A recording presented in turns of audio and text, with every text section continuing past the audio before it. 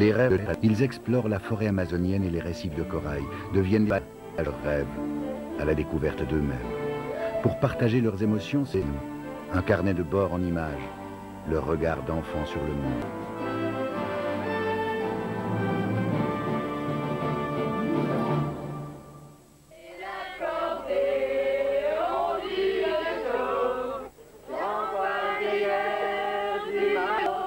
Le jour tant attendu du grand départ à la Terre. Nos familles qui prennent le quai. Nous partons traverser l'Atlantique. L'équipage se compte 15 ans.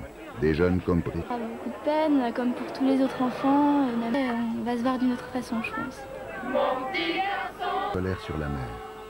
À bord, nous sommes tous passionnés par la nature, l'océan. C'est cela qui nous pousse à partir.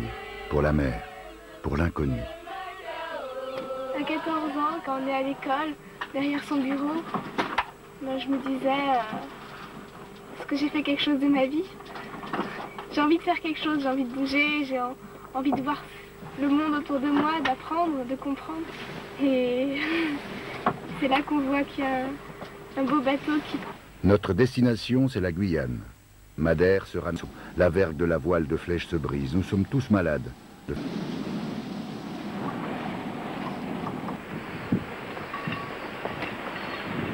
À Saint-Martin-de-Ré depuis plusieurs jours. L'envie de prendre le large nous démange, mais les dépressions se succèdent, il est plus prudent d'attendre. Quel temps?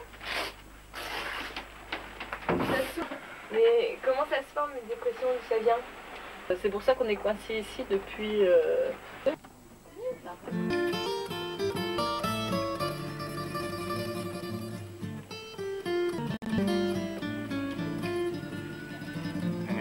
Mon carnet de bord. Mon journal intime.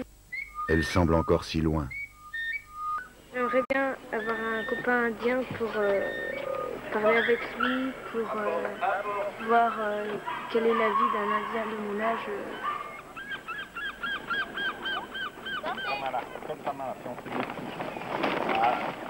La météo est meilleure, il faut se préparer à prendre la mer. Le mât du flèche, c'est... Alors on l'a enlevé. C'est décidé. C'est à la pleine mer. Nous partons.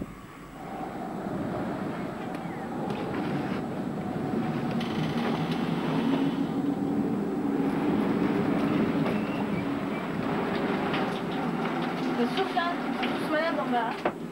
Ouais, bon, on va réduire de la toile, là. Il y a qu'à affaler la trinquette. Hein? Ok, j'ai mis la famille. L'équipe de quart nous réveille. Il faut sortir pour affaler les voiles. Le vent et la pluie nous fouettent. Il fait froid.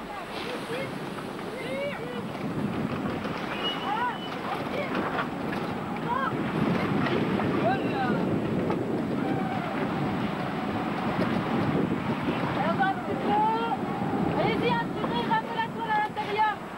François, fais attention des coudes. Vas-y, Charlotte, tire bien, hein. La laisse pas se coincer, là, le long de la mur. La mer ne fait pas de cadeaux. Elle nous malmène sans pitié. Heureusement, la fleur en a vu d'autres.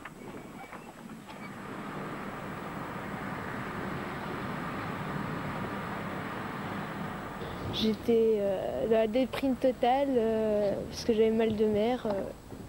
Je dégueulais toutes les 5 minutes ou presque. J'avais mal au cœur, je ne pouvais rien manger. Je déprimais, je pleurais. Je me demandais qu'est-ce que je fous là.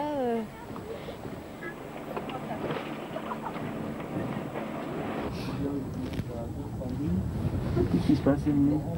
Mes livres ils sont tous trempés parce que je les ai laissés dans le poste avant. Et il y a une grosse fuite. Je les avais mis dans un sac plastique et ça a quand même, l'eau est quand même rentrée dans le sac plastique. Alors maintenant tous mes livres sont trempés et je sais pas comment je vais faire pour travailler, quoi.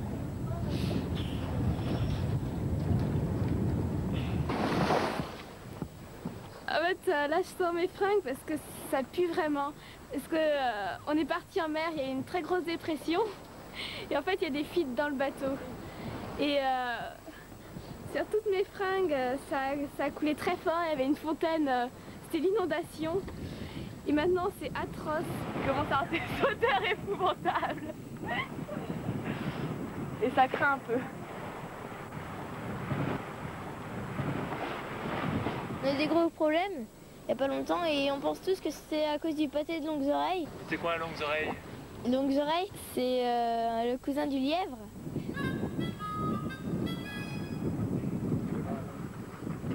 Comment tu vas faire pour travailler à ce moment-là?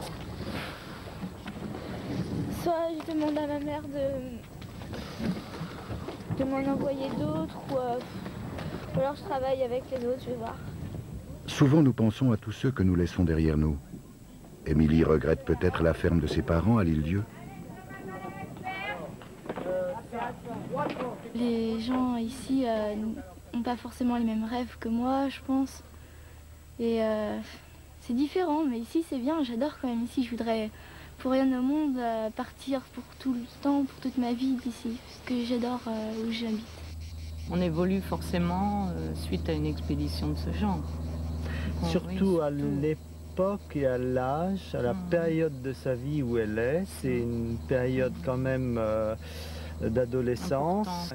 Je pense que ça va structurer sa personnalité par l'apport enrichissant de la vie sur un bateau.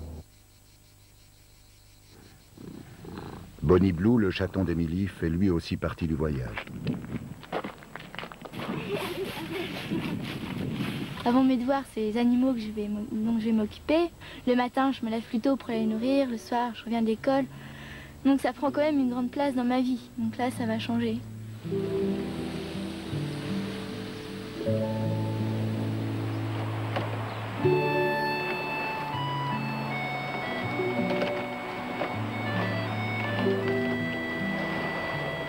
Fleur de Lampol est un ancien caboteur à voile construit en 1948 à Camaret.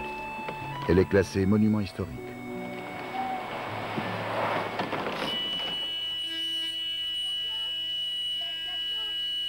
Il y a de l'eau, mais les pompes. Une voie d'eau, si loin de la terre.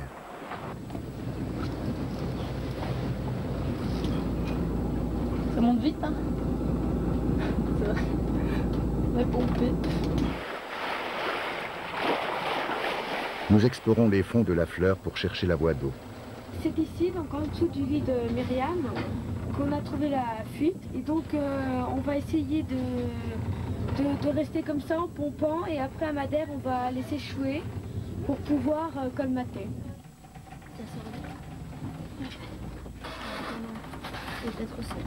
Je suis quasiment sûre que c'est à cause du pâté des longues oreilles qu'on a tous ces ennuis. J'ai trouvé pourquoi, c'est parce que sur ce livre, il y a des longues oreilles. Et donc je vais déchirer la page parce que... Henriette, je peux déchirer la page? Et attends, c'est mon cadeau d'anniversaire, on pourrait pas le griffonner? D'accord, si vous voulez. On griffonne comme ça. Parce que les longues oreilles, ça porte malchance sur tous les bateaux. Ce qui m'a donné envie d'embarquer sur la Fleur, c'est tout d'abord déjà de vivre en groupe comme ça, de partager une aventure ensemble, de vivre quelque chose d'assez fort tous ensemble. Et puis en plus, j'ai envie de grandir, d'évoluer, de changer aussi pendant cette expédition.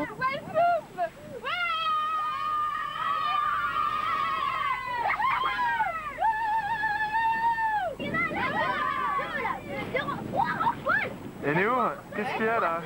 Là, on a repéré des rorquals communs et ils sont en train de tourner autour de nous. On essaye de les approcher, c'est pas très évident. Et je pense on pense qu'ils sont deux. Et il y a aussi des dauphins qui chassent. Moi aussi, je les ai vus avec le temps. Qu'il a envie.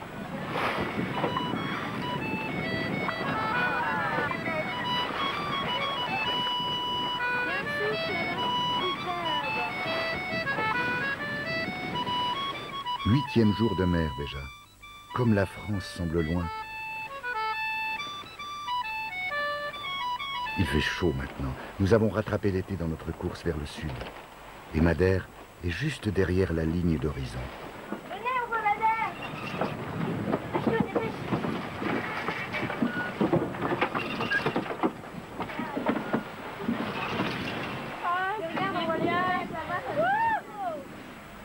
Madère.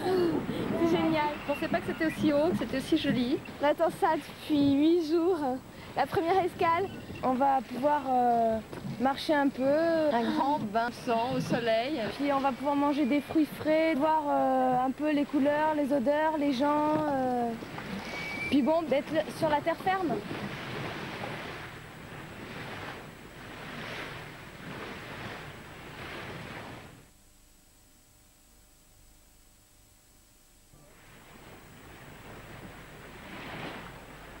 L'île de Madère est en vue. Que de découvertes déjà depuis la France. Les baleines, les dauphins, mais aussi le mauvais temps et le mal de mer. Et puis, il y a cette voie d'eau dans la coque de Fleur de l'Ampole qui nous oblige à pomper régulièrement. Nous profiterons de l'escale pour réparer, avant de poursuivre notre voyage vers la Guyane. Regarde là-haut, elle est là à la hauteur des nuages, même un peu plus haut. Regarde les nuages, là. Ça fait du bien de fouler la terre ferme après 8 jours d'une traversée agitée. À peine à quai, Pierre et Henriette partent à la découverte de Funchal, la capitale de Madère. Un grand port au milieu de l'océan.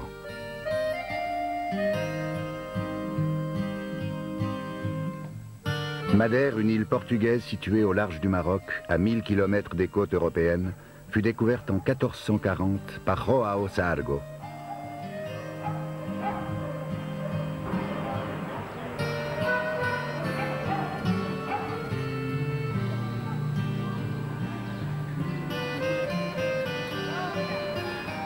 Aujourd'hui, cette île volcanique est devenue un haut lieu du tourisme international.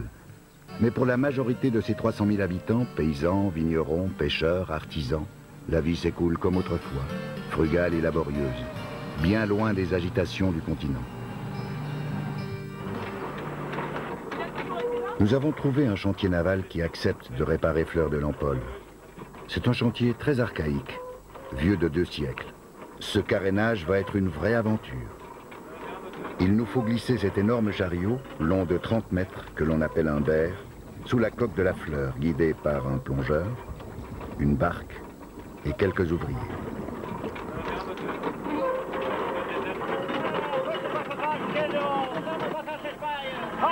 À bord, c'est la pagaille. À cause du roulis, nous n'arrivons pas à glisser la quille sur le berre, qui heurte violemment la coque. La manœuvre est dangereuse.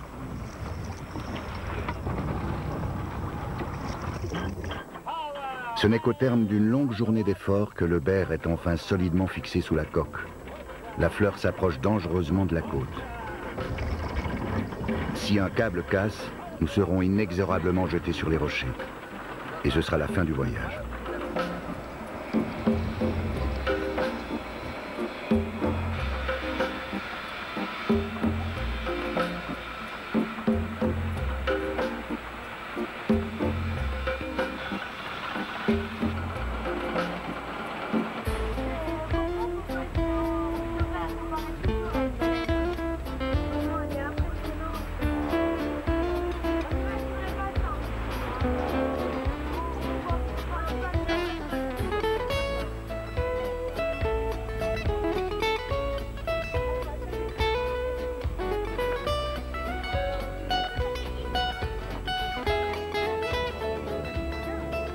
Bonnie Blue, le chaton d'Émilie, fait ses premiers pas à terre. Nous allons vivre 8 jours dans ce chantier naval d'un autre temps, en compagnie de ces charpentiers de marine qui savent encore réparer un navire d'autrefois. Le carénage commence par le nettoyage de la coque. Toutes les anciennes peintures sont brûlées, le chêne de la coque est mis à nu.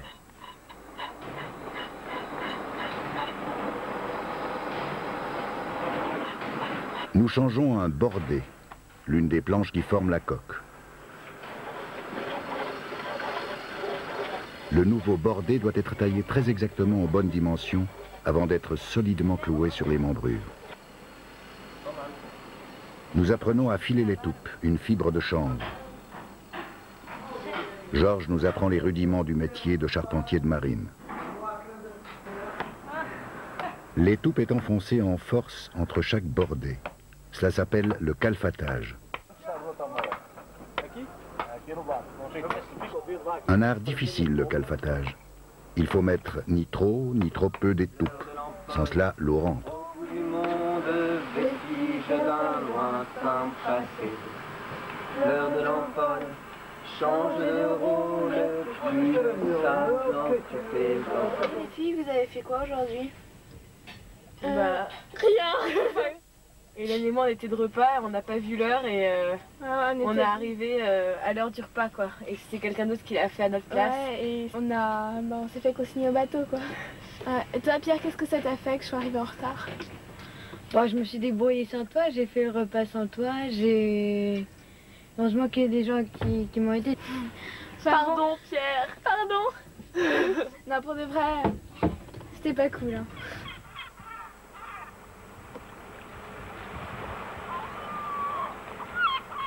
Georges, tu viens souvent ici? Oui, pendant l'année. Minimum 2-3 fois par mois, j'arrive ici. Surtout l'été, je viens plusieurs fois. Alors, j'ai de bons amis au fond. Georges entraîne Nicolas sous la mer.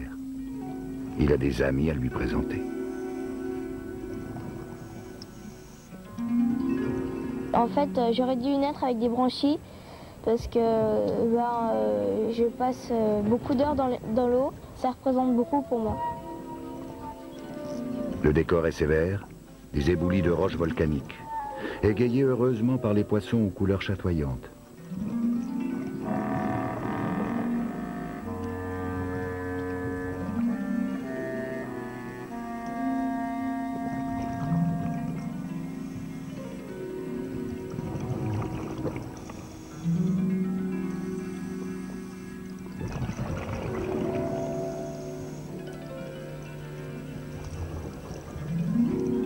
Soudain surgit un énorme méreau. D'un coup de gueule, il arrache des mains de Georges le sac de poissons. Il les dévorera plus tard, tout seul dans sa grotte.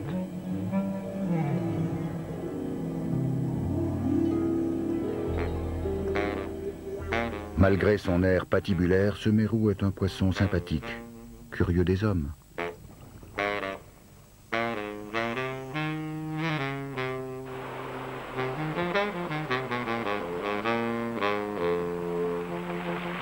Plus les jours passent, plus l'impression d'être intégrée vraiment. Enfin, moi, c'est ce que ça me donne l'impression, d'être de plus en plus intégrée et de me faire des nouveaux amis. C'est ce que j'ai toujours rêvé, hein, parce que bon, je suis seule avec ma mère, j'ai pas de frère, j'ai pas de sœur, et là, je me retrouve avec une grande famille, plein de frères, plein de sœurs. C'est génial. Ouais. Moi, j'allais faire la litière du chat, parce que sinon j'ai le partout. Donc là, il a nettoyé, alors ciao. Ciao.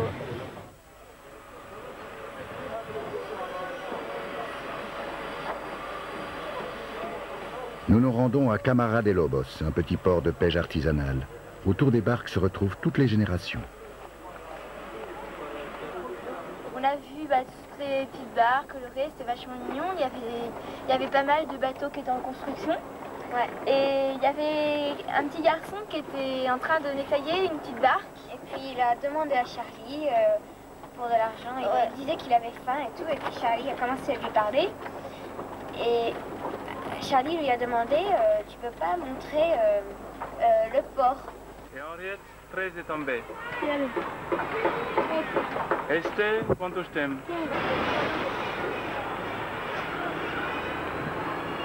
Comme bien des générations avant lui, Decio n'a qu'une idée en tête, devenir marin-pêcheur. À l'école, il préfère le port, les bateaux en construction sur la grève et la mer. À Camara, les gens se contentent de peu. Les barques sont de simples coques en bois, avec un petit moteur et une vaste cale pour le poisson. Les hommes dorment à même les planches du fond.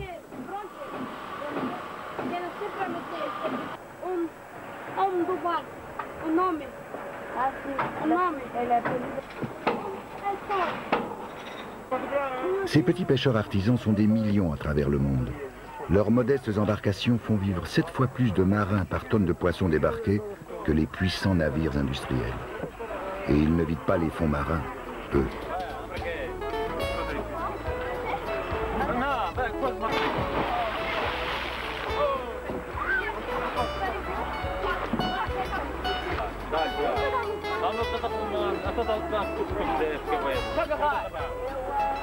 L'après-midi s'achève dans le port avec les enfants des marins. Pas besoin de parler la même langue pour se rencontrer. Demain, nous ferons visiter la fleur à Decio. il aimerait tant embarquer avec nous. Le carénage s'achève, bientôt la fleur affrontera l'océan. Les charpentiers sont devenus de vrais amis. Nous sommes tristes de les quitter.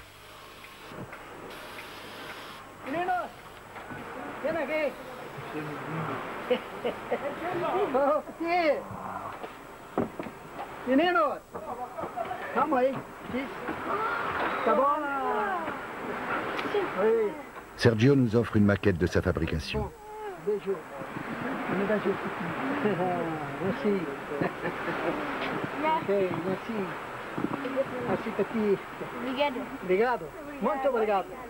Tout cet endroit va être bientôt rasé pour qu'il y ait des immeubles.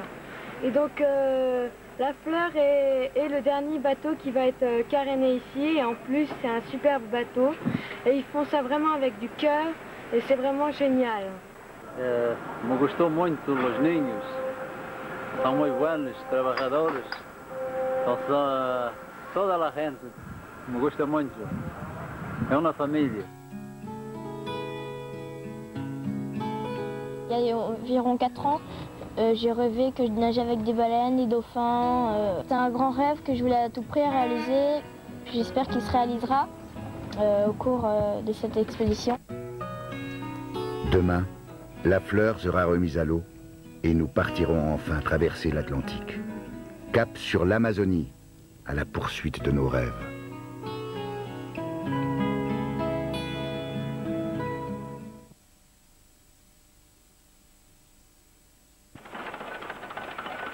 Fleur de l'Empole est enfin réparée. Aujourd'hui, c'est le grand jour de la mise à l'eau. Là, on est en train de descendre la fleur. On est tous très stressés.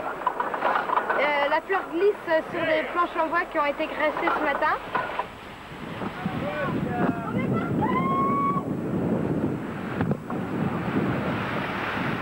Après 3 semaines d'escale, Fleur de l'Empole quitte à grande vitesse la terre madérienne pour rejoindre son élément naturel, l'océan.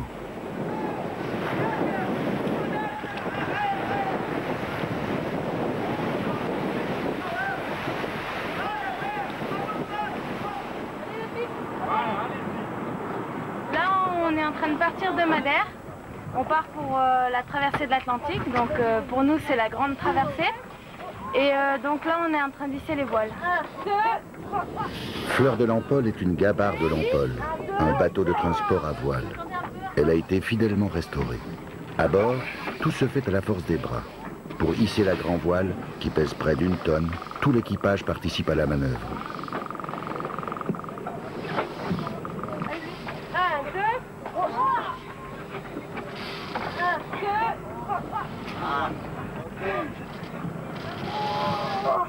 J'appréhende un petit peu les 2-3 premiers jours parce que faut se réamariner, donc je pourrais prendre mon rythme et puis là ça sera bien.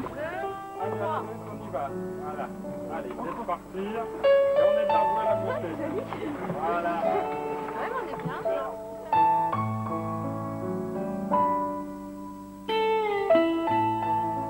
Tout seul sur le quai, il y a Decio, notre copain de Madère. Il aurait tant aimé naviguer avec nous. Chaque départ est un arrachement. Et cette fois-ci, c'est l'océan Atlantique que nous allons traverser.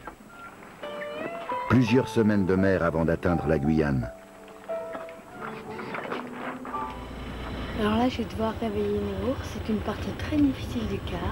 Néo. Réveille-toi, c'est ton cœur.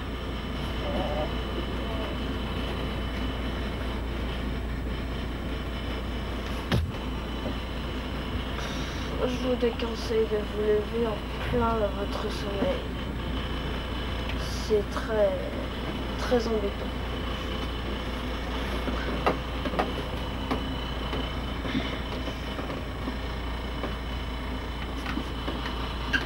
En plus, si c'est pour prendre votre cœur, je vous déconseille.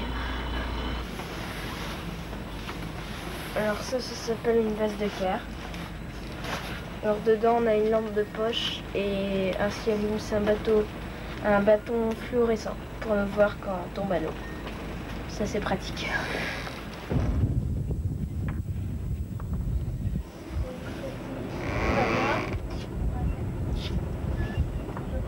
Ouais, je veux bien.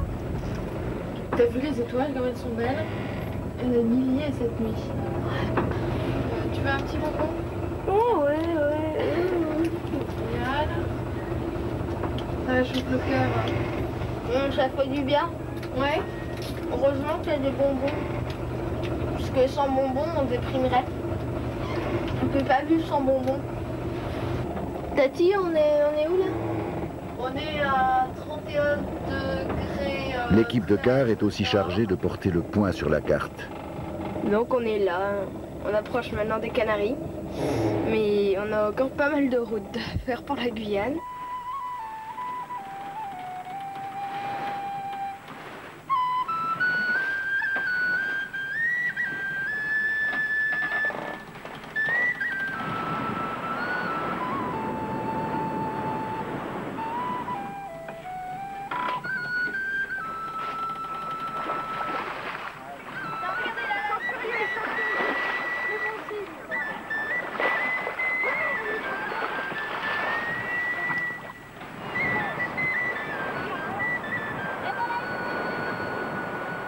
De tous les cétacés rencontrés en traversant l'archipel des Canaries, les plus impressionnants sont les cachalots. Le cachalot, c'est un cétacé qui peut atteindre jusqu'à 19 mètres. Il a une tête carrée avec un seul évent. Il n'a pas de nageoire dorsale, c'est une série de petites bosses.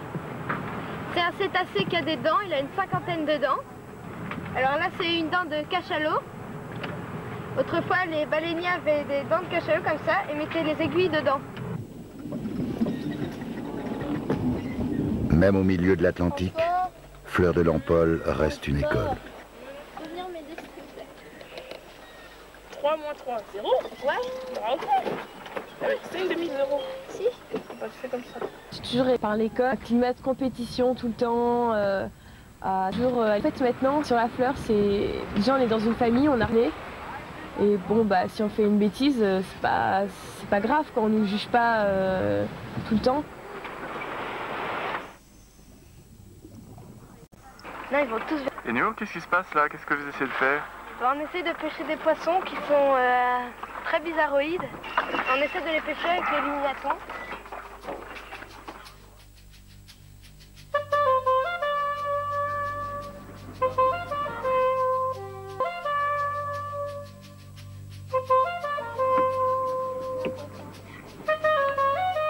La faune marine se concentre essentiellement près des côtes. Au large, la mer est presque vide car il y a peu de plancton. Les mers tropicales ressemblent par... Ceux qui vivent au large apprécient la compagnie des bateaux. Ils les suivent parfois pendant plusieurs... Donc là, j'ai été voir des dorades coryphènes qu'on trouve que dans les mers chaudes et au large. Et, ils ont une grosse tête bombée et ils ont des couleurs assez argentées. J'ai appris la nature chez moi parce que mes parents ils sont agriculteurs. Donc j'ai toujours vu les champs, j'ai envie de la respecter. C'est plus sympa que la maison parce que la maison on est tout seul dans la salle de bain enfermée, tandis que là on est tous ensemble, on peut gicler avec l'eau, on fait un peu ce qu'on veut quoi. On n'a pas tellement d'eau douce, il n'y a que pendant les grandes occasions qu'on se rince à l'eau douce, sinon c'est toujours comme ça. C'est assez sympa.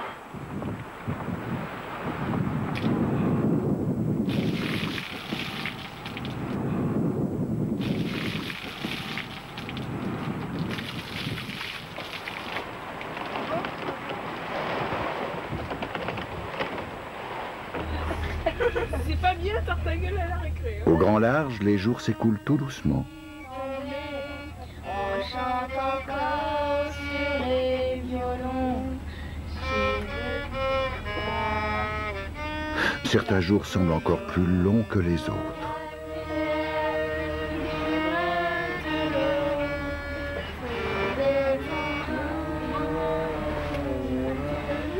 Non. Tu fais le recevoir.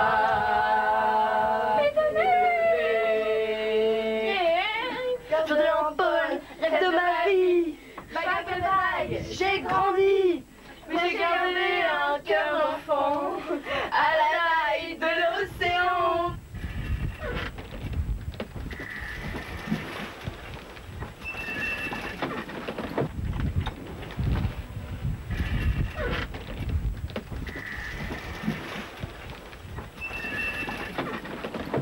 La petite chatte Bonnie Blue a disparu.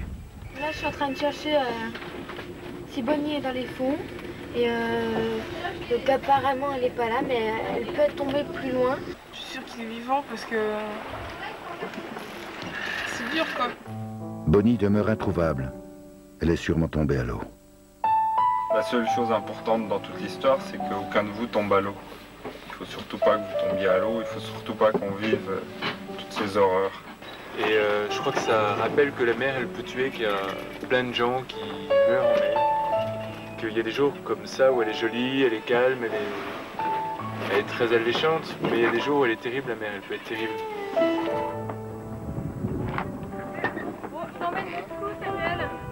Pour l'instant, la traversée de l'Atlantique, elle me plaît bien. Moi, je trouve pas que c'est trop long parce qu'en fait, on a toujours plein de choses à faire. Entre le scolaire, les textes, les travaux pour le bateau. Ouais, allez, bon, on la sème, mon pote. Vous connaissez des bonnes recettes pour faire des glaçons? Bon, on va faire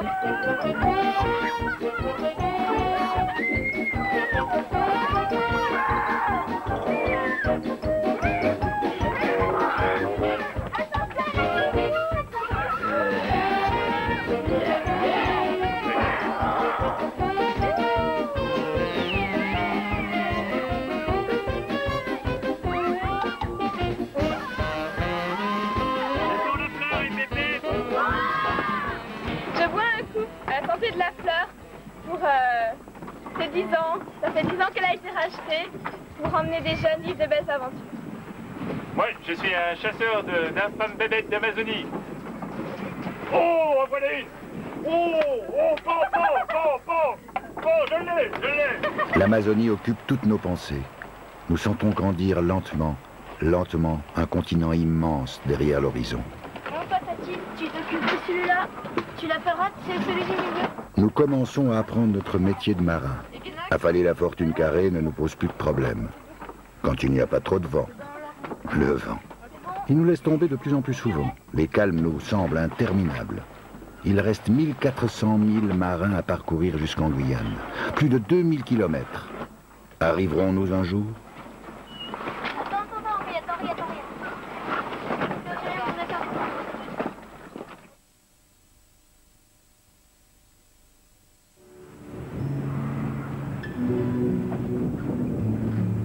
Fleur de l'Empole a quitté la France il y a 1 mois et demi.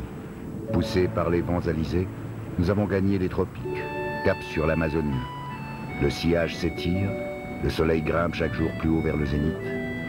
Nous nous habituons à l'horizon toujours vide, à ce bateau qui n'arrête pas de courir vers l'ouest, comme une petite île de bois et de toile sur l'infini de la mer. Alors là, je suis en train de faire une surlure cousue. C'est pour pas que les 3 côtés se défassent. Et donc il faut faire ça pour les tenir, quoi. Nous avons déjà parcouru 3000 milles marins, environ 5000 km d'océan. La route est encore longue. Manu surveille quotidiennement le gréement de la fleur.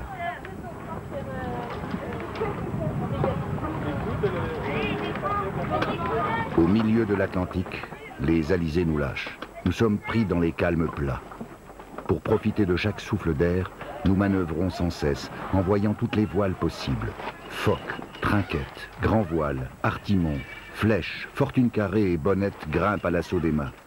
Fleur de l'Empole ressemble à une cathédrale de toile.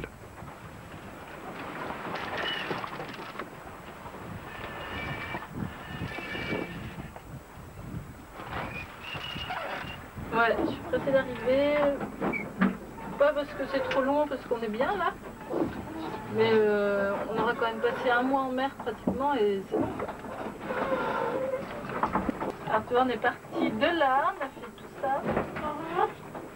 Et là, c'est un grand jour aujourd'hui parce qu'on a passé le milieu de la carte. Tu vois, la pliure de la carte. Et je vais t'avouer un truc, Charlotte, c'est que depuis 10 jours, j'avais pas déplié la carte parce que ça me semblait très long. Et comment toi sur le bateau? Ça va. Ouais? Ouais, il fait beau, c'est pratique. Ça se passe bien. Tu t'ennuies pas? Non, j'ai pas le temps. Les points portés sur la carte viennent chaque jour rythmer la traversée.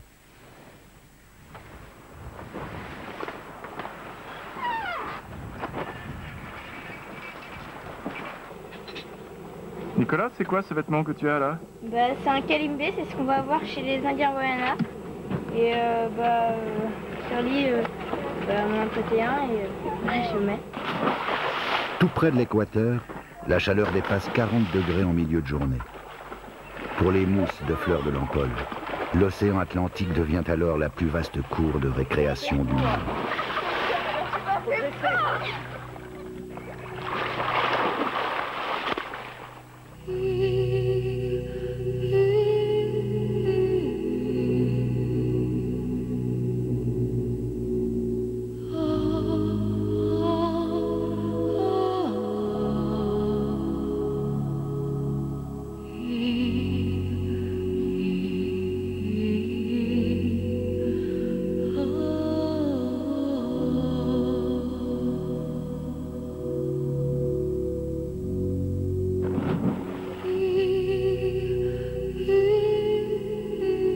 De l'autre côté de la mer nous attendent les Indiens, les baleines. Nous avons hâte d'arriver. Quand reviendront les alizés? Les alizés sont des vents réguliers qui sont créés par la rotation de la Terre et le réchauffement de l'atmosphère. Ils sont répartis en deux zones. Alors les alizés du nord-est dans l'hémisphère nord et les alizés du sud-est dans l'hémisphère sud. La rencontre des deux alizés crée une zone de perturbation qui est appelée par les marins poteau noir. Et c'est une zone intertropicale de convergence. La fleur est en ce moment justement dans cette zone pénible. Et en fait, on a du mal à avancer, les courants changent. Il est difficile de régler les voiles parce que comme les vents changent, il faut empanner régulièrement. Et bon, on a envie d'arriver.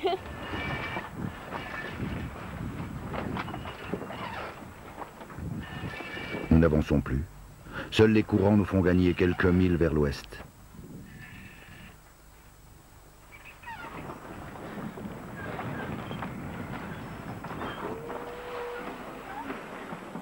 Nous devons fréquemment aider l'équipe de quart.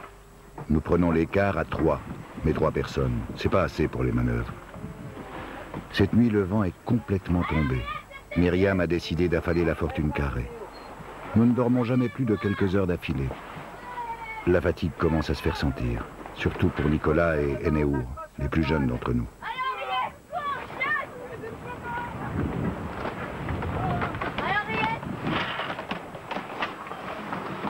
Vas-y, Enéour.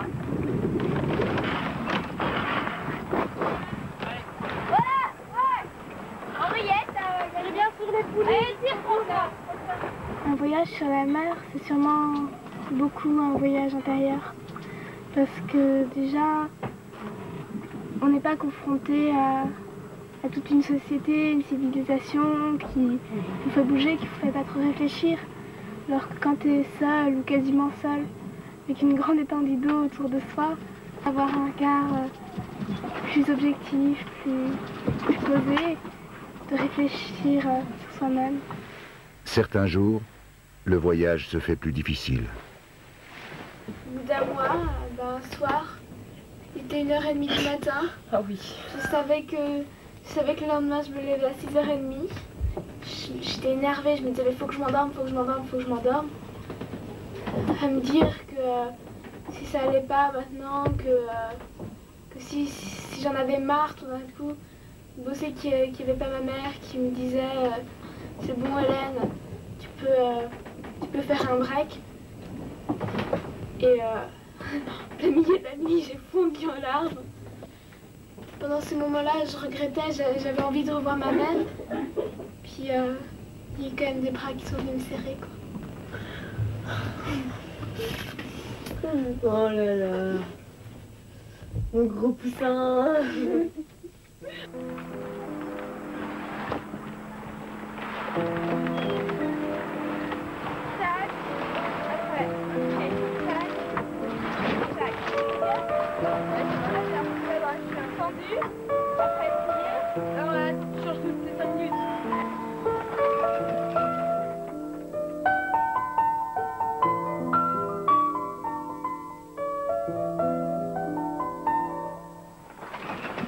la vie continue, au rythme de la houle et du vent. Non, sinon j'avais jamais fait, c'est assez drôle. On s'amuse bien là. Et contrairement à la maison, on n'a pas beaucoup de lessive. Parce qu'on... par exemple, un short, on le salit moins vite qu'à l'école.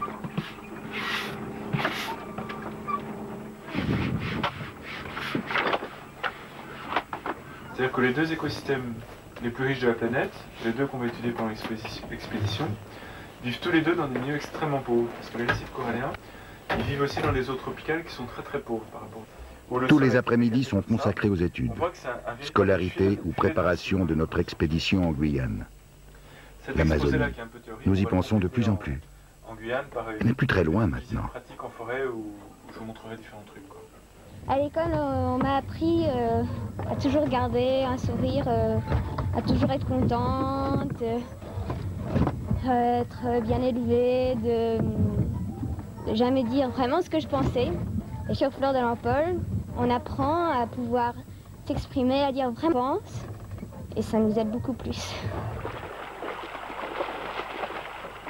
Le petit arrêt pipi, on va s'écarter quand on va ouvrir le truc. Les singes, il faut tout le temps se méfier. En attendant d'en rencontrer des vrais, on joue aux singes.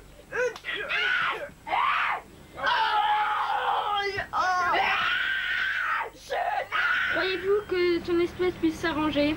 Non, je pense pas, non. Les deux lèvres 6. Il n'y a que 3 de l'œuvre 6 au monde, ils sont tous à Dijon. On va essayer de le faire reproduire avec le singe hurleur.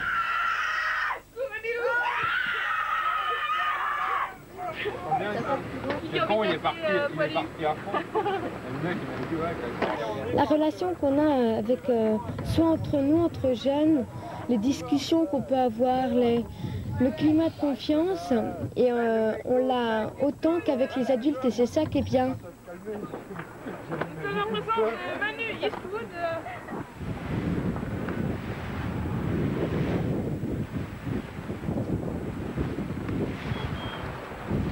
Dans le bar, les calmes sont parfois coupés de violentes bourrasques. Qu'est-ce qui se passe là, Néo? Là, il y a un gros train qui se prépare. Donc la mer commence à s'agiter un peu plus. T'as des pétoches? Non. Je trouve que c'est... S'il y a de la pluie, on va pouvoir prendre une douche. Une douche de douche sans froid. On peut prendre une douche, Charlie? Ouais, tu peux y aller. Ok, Charlotte, tu viens? Ouais. D'accord. Une vraie aubaine, ces orages. Une bonne douche d'eau douce qui tombe du ciel, alors que depuis 3 semaines, nous nous lavons à l'eau de mer.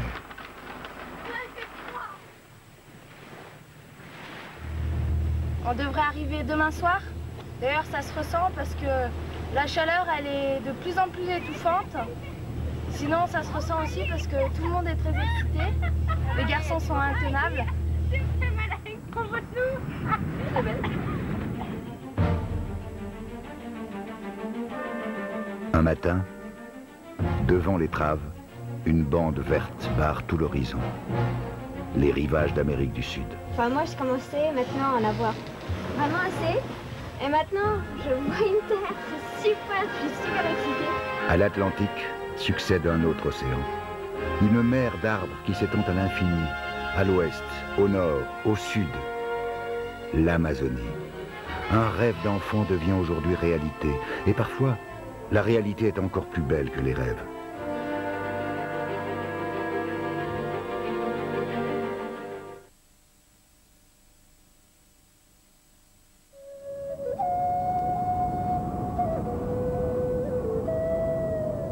Après une longue traversée de l'Atlantique, 23 jours de mer, Fleur de l'Empole arrive en vue de Cayenne, notre première escale en Guyane.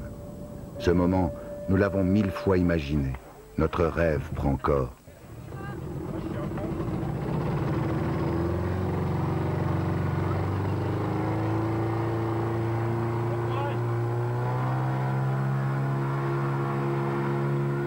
Fais gaffe, il y a un bout là. Ouais, il y a un bout avec un pare-bas. C'est ici qu'autrefois débarquaient les bagnards qui ont rendu la Guyane tristement célèbre. De l'île de Ré à Cayenne, nous avons fait le même chemin qu'eux. Aujourd'hui, le vieux port n'est plus fréquenté que par quelques tapouilles, ces curieux bateaux venus du Brésil.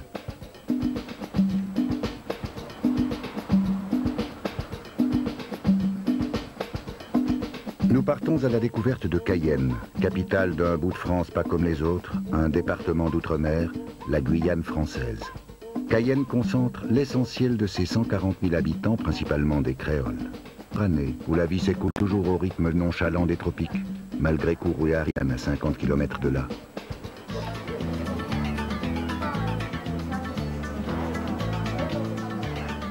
Comme de vrais aventuriers, nous allons acheter tout ce qu'il nous faut pour partir en forêt. Machettes, cadeaux pour les Indiens Wayana que nous rejoindrons dans quelques jours, et puis les indispensables hamacs et moustiquaires.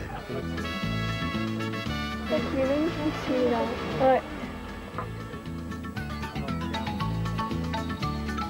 Celle-là. Ah, celle-là, elle est bien avec les petits trucs bleus là.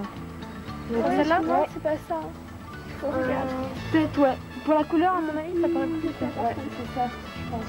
Ouais. Alors là, on achète des tissus rouges pour se faire des kalimbe et des kamissas, c'est-à-dire des habits Wayana. Et attends, regarde, celui-là, il est du bon rouge et il est un peu moins épais que l'autre. Peut-être que ça supportera mieux. Ah, ok. Ouais. Ça va, Pierrot? Tout à fait, Thierry.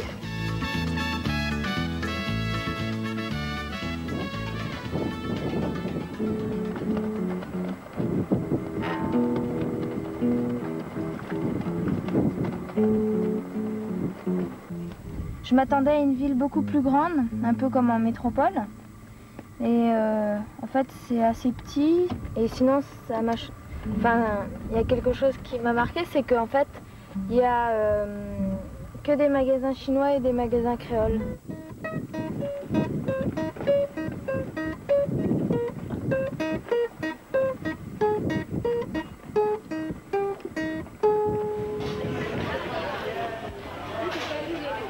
Il nous faut faire un gros plein de vivres, car bientôt Fleur de l'Empole s'enfoncera sur les fleuves amazoniens pour 3 longs mois, bien loin des magasins. Il y a plein de fruits, ça donne envie de les goûter. Alors là, on regarde des herbes. On prend une botte de limette.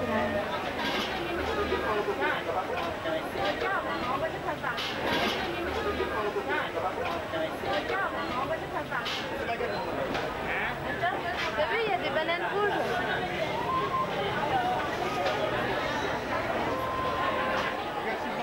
Mais où? Ouais. C'est une habitude que les gens mettaient dans l'or ici? Bah ouais, vu qu'il y a pas mal de chercheurs d'or en Guyane, presque tout le monde a des dents en or. Et très habile.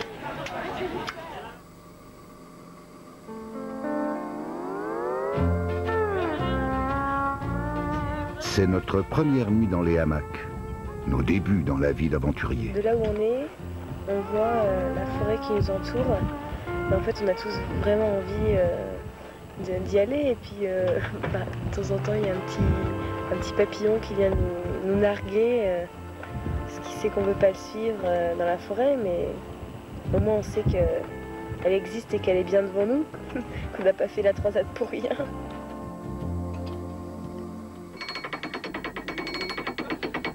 Ce matin, nous levons l'ancre pour nous rendre au port du Larivot, y faire les pleins d'eau et gasoil de la Fleur.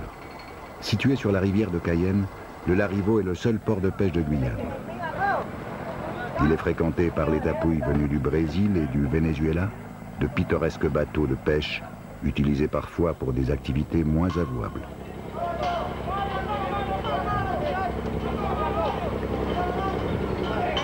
Au Larivot est également basée une petite flottille de chalutiers industriels, pratiquant la pêche à la crevette sur le plateau continental. Les crevettes sont, avec le bois et l'or, l'une des seules exportations de ce département qui produit moins de 10% de ce qu'il consomme. Avitaillés pour plusieurs mois, nous sommes fin prêts maintenant à partir en forêt. Tout l'équipage est très excité par cette première navigation amazonienne. Nous descendons la rivière de Cayenne, secouée à son embouchure par la houle qui gonfle sur les hauts fonds, rendant la navigation difficile. L'eau trouble, brunie par les alluvions que drainent les fleuves, nous cache les dangers invisibles. Et ben, fait plusieurs jours que les alizés ils soufflent fort. Alors, en fait, là, on remonte les chenals, on est à mi-marée montante, contre le courant. Et là, depuis qu'on est parti, ça fait bien 10 000. On a entre 1,50 m et 1,50 m, on a même 1 mètre à un moment d'eau sous la quille. Et on ne peut pas pousser fort contre le courant pour l'instant. En mer, nous longeons les côtes de Guyane jusqu'à l'embouchure du fleuve Mahuri. Ce fleuve sera notre voie de pénétration en forêt. Les arbres des berges forment un mur impénétrable, un rideau végétal que nos regards n'arrivent pas à percer. Nous cherchons une ouverture, un chemin par lequel nous glisser dans cette forêt si dense, si mystérieuse.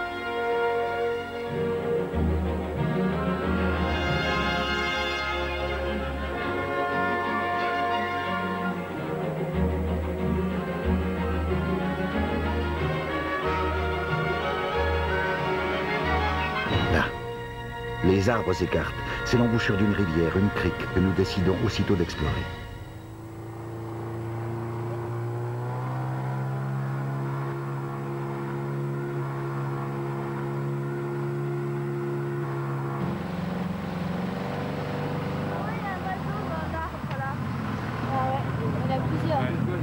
Regarde. Oh, bateau. Là, dans les arbres. Là, il y en a un là. Il y a des endroits. Regarde, il s'envole là-bas. Waouh! Nous nous laissons emporter par le courant. La fascination est totale.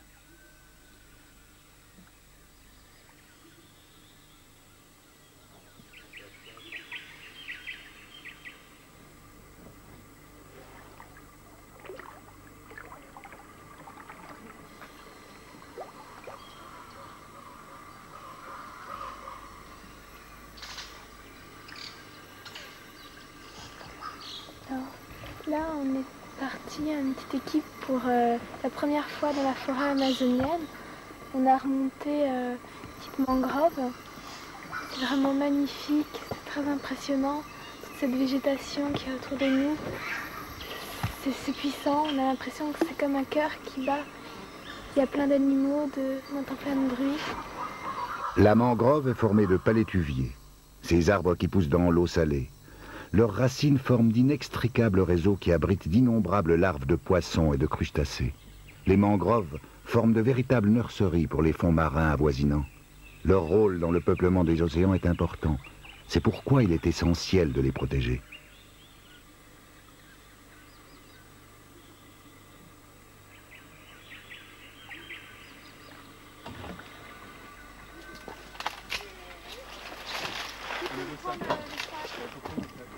Bon, je vais vous expliquer un petit peu comment on se dirige dans la forêt. On fait ce qu'on appelle un layon. Donc pour ça on utilise les machettes, hein, c'est leur principale utilité. Donc tu marques l'écorce des arbres, comme là par exemple les arbres sont marqués. Et puis quand tu fais une piste comme les Indiens, tu vois, tu coupes les petits trucs comme ça et tu le fais tomber perpendiculairement à la piste. Comme ça, si tu te perds et que tu tournes en rond et que tu arrives sur lui, tu sais que la piste elle est perpendiculaire à l'arbre. Faut piger? Ouais. Et souvenez-vous que c'est avec les machettes qu'il y a le plus d'accidents en Amazonie. Donc allez pas vous couper une patte, quoi. Ce qui nous frappe tout de suite, c'est la pénombre qui règne sous les arbres. Les forêts tropicales sont l'habitat le plus sombre et le plus humide de la planète.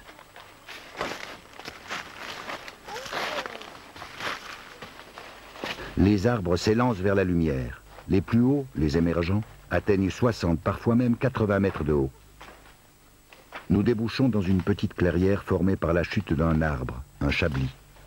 Chaque année, les chablis renouvellent 1% de la forêt guyanaise.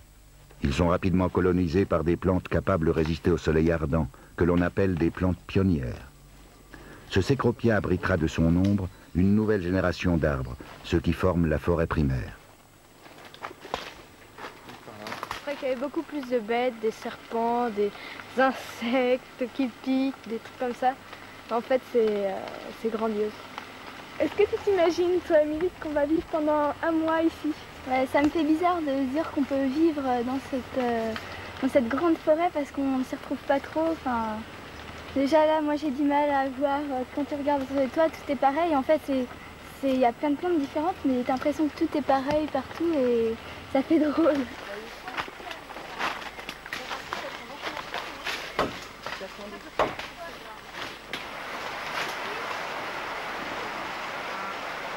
La pluie.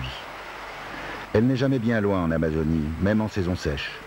Des pluies abondantes, 2000 mm d'eau par an et un climat chaud et régulier toute l'année. C'est tout ce que demandent les forêts tropicales pour se développer. Elles forment une ceinture verte autour de la planète.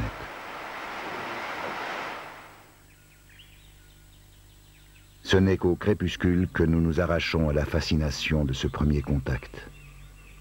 Nous avons envie d'aller plus loin, plus profond dans la connaissance de cette forêt, la plus belle au monde, et de ses habitants. Demain, l'équipage se séparera en deux groupes. L'un travaillera avec des scientifiques, tandis que l'autre partira vivre un mois chez les Indiens Wayana.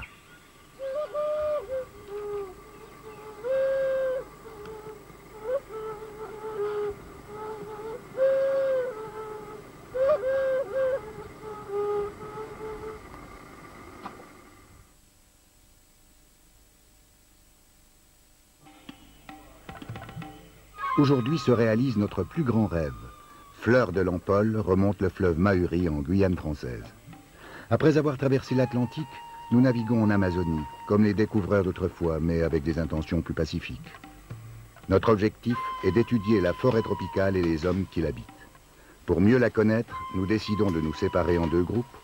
8 d'entre nous vont explorer la forêt durant un mois, guidés par des scientifiques.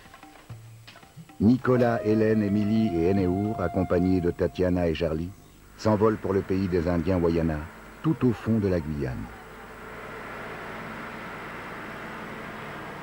À l'école, nous étudions la géographie dans les livres. Mais aujourd'hui, la planète déroule sous nos pieds son vert manteau.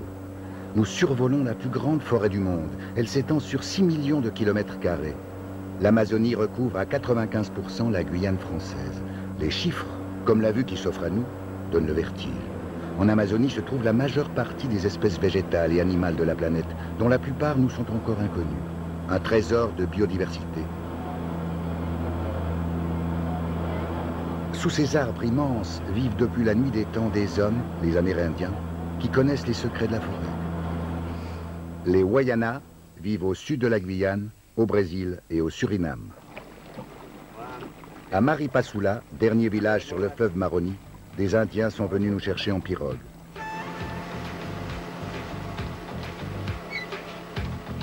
Minisiku et ses compagnons nous emmènent pour un mois partager leur vie.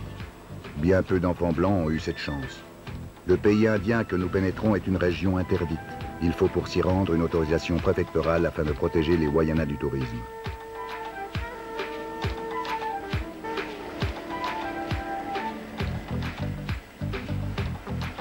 Malgré la beauté du paysage, plus nous avançons, plus nous avons peur.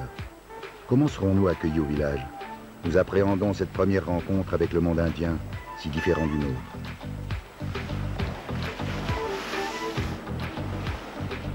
Au détour des rapides, sur une île, Antekumpata se découvre à nous. Oui, oui. Oh là là, c'était super.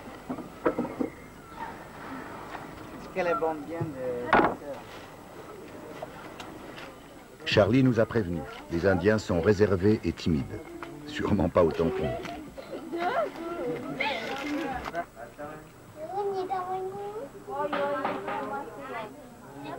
La boisson favorite des Wayana est le kachiri.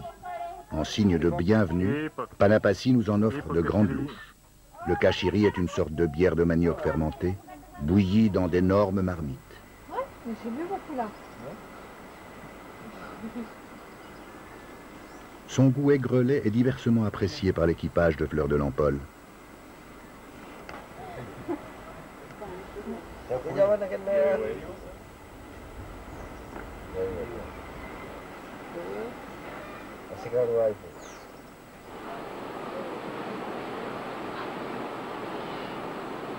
Comment il s'appelle ton chien? Chocolat. Chocolat. Et toi, comment tu t'appelles? Bioman.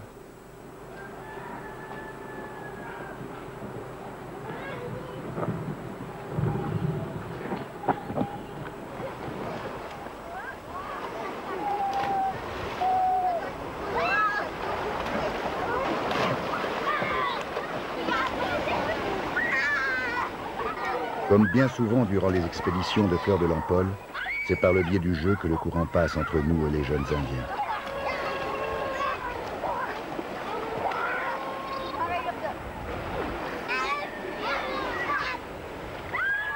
Moi, je me suis fait un copain, c'est Tipo.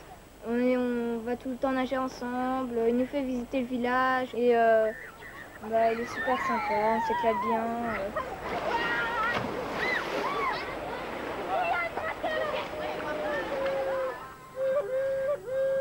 Nous ne tardons pas à comprendre que la réserve des Indiens ne signifie pas indifférence ou hostilité, bien au contraire.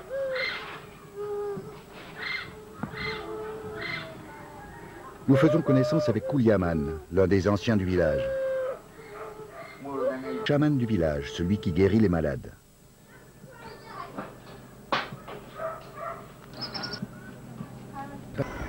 Alassisi, blanc, qui a créé Antekumpata. André Cogna avait été adopté par les Wayana. Alors en 1967, avec l'aide de quelques Wayana qui habitaient à côté, j'ai construit Antekumpata. Alors j'ai été le premier et le seul habitant pendant quelques temps, comme ça. Et puis petit à petit, d'une part il y a un groupe de Wayana qui venait du Jari, le clan municipaux, tout ça. Et ils ne savaient pas trop où s'installer, je leur ai proposé de venir ici. Ils ont accepté, ça me fait énormément plaisir. Et donc le village a commencé un petit peu à s'agrandir. Il y a également ma famille adoptive qui est arrivée. Et puis petit à petit, il y a d'autres personnes qui, pour raison d'affinité ou parce qu'ils ont envie d'être ici, donc ils sont installés. Nous rencontrons Aiku, un jeune dont la famille vient du Brésil. Il paraît qu'au Brésil, au Venezuela, il y a beaucoup d'Indiens qui sont tués par des chercheurs beaucoup de conflits. Tu as entendu parler de tout ça? Ma famille est venue en Guyane à cause des Brésiliens. Il y a eu la menace. Et mon père, tout d'abord, mon grand-père était assassiné là-bas. Ensuite, mes parents ont installé sur une petite île. Il y avait des Brésiliens qui sont venus dans leur village. Ils étaient bien avant, tout allait bien. Mais comme ils étaient jaloux de ma famille, il y a eu une petite guerre. C'est pour cela qu'ils sont venus en Guyane, ma famille. À quoi ça sert de se tuer?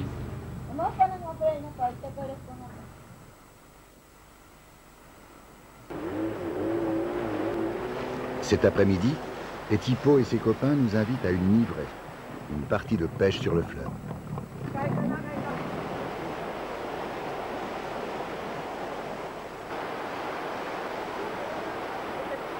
Étonnants adolescents Wayana, avec leur coupe de cheveux et leurs vêtements occidentaux, ils ne ressemblent vraiment pas à l'image que nous nous faisions des Indiens. Difficile, ils les font comme en jouant, dans la bonne humeur.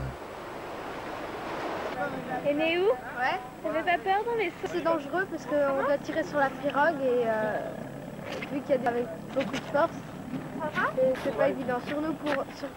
Surtout pour nous, des petits Palécici qui connaissent rien au saut, c'est pas évident. La nivrée est une pêche taliwa. Et en forêt, c'est gros des médicaments. Et pourtant, moins de 1% des végétaux d'Amazonie ont été étudiés chimiquement pour connaître leurs propriétés. La forêt est un trésor de médicaments en puissance. Les poissons, eux, se passeraient bien du ali-ali.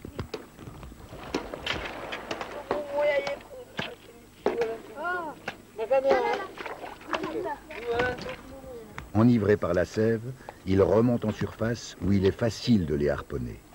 Facile. Pour les Indiens.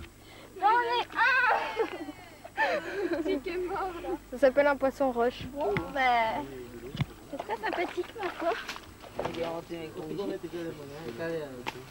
Alors Nicolas et Néo, est-ce que vous trouvez que c'est facile, quand on est un jeune blanc, de devenir un Indien? Pour nous, ça n'a pas été évident. Nous, on est à des Mickey à côté de moi. Et le fait de se sentir un peu comme un Mickey, vous étiez complexé par rapport à eux? Bah ouais, un peu. Beaucoup. Pourquoi vous vous grattez là tout le temps? Parce qu'on est bouffé par les fourmis et les moustiques. Et ça, c'est un truc dur, les bêtes au début? Ah ouais, très embêtant. Les enfants Wayana nous... Et toi, Hélène? Bienvenue dans l'école et nous allons leur poser plein de questions. Le bateau, il s'appelle Fleur de l'Envol. Et voilà. Avec quoi avance-t-il? Alors le bateau il avance grâce au voile et aussi quand il n'y a pas du tout de vent, ou alors qu'on va avancer un peu plus vite, on met le moteur. Qu'allez-vous faire ici? On va faire plusieurs films sur vous, sur la vie des Indiens, de la forêt. Et je sais pas ce qu'on est en train de faire? Bah si. Oui.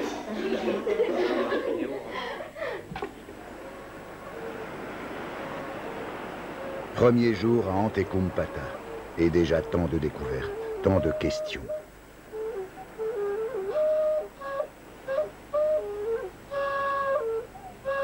Pour mieux comprendre cet univers en pleine mutation, nous partirons demain sur le fleuve Litani avec Mimisiku et Etipo pour mener en forêt la vie traditionnelle des Indiens.